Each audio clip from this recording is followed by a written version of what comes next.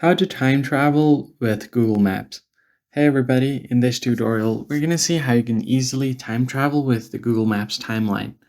So in this tutorial we're going to find out how you can easily see what a place looked like few years back.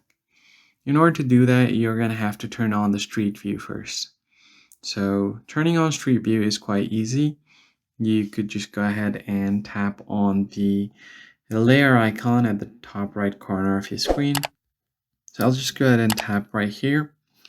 And then under map details, you have public transport, traffic, cycling, 3D, and then street view. Tap on street view. And then your screen should be filled with all of these blue lines. Now what I'm going to do is just zoom in a bit more over here. And then once you zoom in, you can just go ahead and tap on any street you want. Let's say if I want to find out what this place looked like, you can just tap on it, expand this. And as you can see here, I'm able to travel on this place.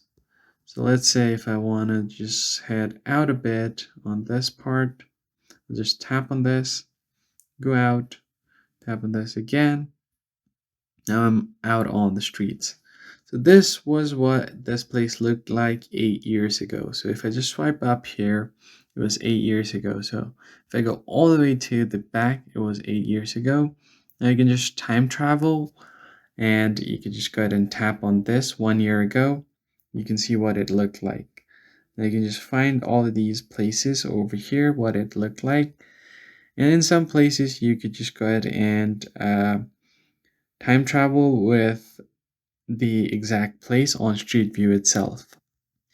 Here on the Street View, this park looked like this 4 years ago. So if I just go ahead and swipe up here and then find all these pictures like 6 years ago, 5 years ago, and the current 11 months ago as well. So that's how you can easily time travel using Google Maps timeline.